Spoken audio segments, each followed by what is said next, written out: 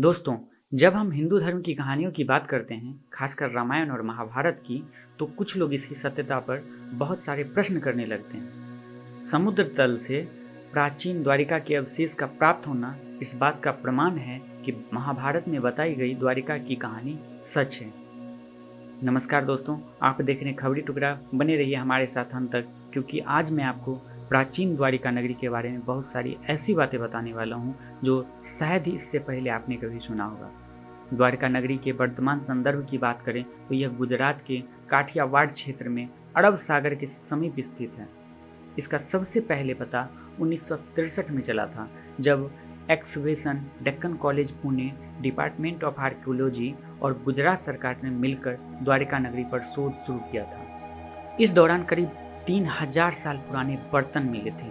इसके तकरीबन एक दशक बाद आर्कियोलॉजिकल सर्वे ऑफ इंडिया की अंडर वाटर आर्कियोलॉजी विंग्स को समंदर में कुछ तांबे के सिक्के और ग्रेनाइट के स्ट्रक्चर भी मिले। 2005 में भारतीय पुरातत्व सर्वेक्षण द्वारा द्वारिका नगरी की खोज दोबारा शुरू की गई। 2009 में कुछ महत्वपूर्ण अवशेषों को सर्वेक्षण विभाग के दिशा निर्देश पर नौसेना विभाग के गोताखोरों ने ढूंढ निकाली और उनके परीक्षण के लिए उन्हें विदेश के प्रयोगशाला में भेजा गया।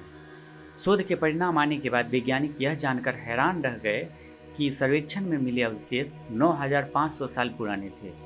इस सफलता के बाद समुद्र तल में भी खुदाई की गई, जिसमें चूना और पत्थर के बने कई अवशेष मिले। इसके अलावा जमीन पर भी खुदाई की गई, जिसमें कई सिक्के और कलाकृतियां भी मिली। ये कलाकृतियां एक प्राचीन नदी के पास मिली थी जो लगभग 9 किलोमीटर लंबी थी। इस नदी की खोज भी इसी दौरान हुई थी।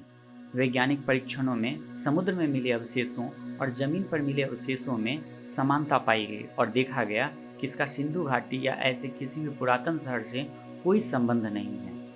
वैज्ञानिक इसका सीधा संबंध द्वारिका नगरी से ही होने का अनुमान लगा रहे हैं। इस वजह से इस खोज को और तेज कर दी गई है।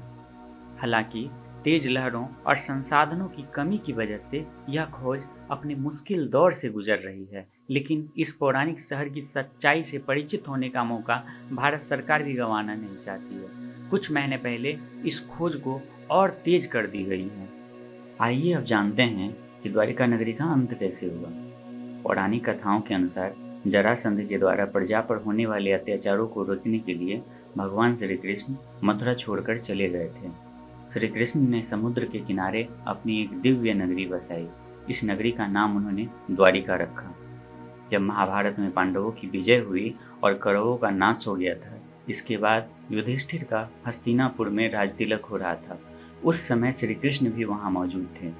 तब गांधारी ने श्री कृष्ण को महाभारत युद्ध का दोषी ठहराते हुए ये श्राप दिया कि अगर मैंने अपने आराध्य की सच्चे मन से आराधना की है और मैंने अपना पत्नीव्रता धर्म निभाया है, तो जिस तरह मेरे कुल का नाश हुआ है, उसी तरह तुम्हारे कुल का भी नाश तुम्हारी आंखों के समक्ष होगा। कहते हैं कि इस श्राप की वजह से श्री कृष्ण की द्वारिका नगरी पानी में समा गई। माना जाता है कि श्री कृष्ण के 36 वर्ष द्वारिका में शासन करने के पश्चात उनकी मृत्यु हो गई। उनके सभी यदुवंशी कुल की समाप्ति के बाद द्वारिका नगरी समुद्र में डूब गई। वर्तमान समय में जिस द्वारिका नगरी पर शोध चल रहा है, वैज्ञानिकों का मानना है कि यह भगवान श्री कृष्ण की ही द्वारिका नगरी है। आई होप आप लोगों को ये वीडियो इन्फॉर्मेटिव लगी होगी। इस तरह के अध्यात्म से जुड़े और भी वीडियोस देखने के लिए हमारे YouTube चैनल खबरी टुकड़ा को सब्सक्राइब करें। वीडियो अच्छा लगा हो तो लाइक, शेयर और कमेंट करें।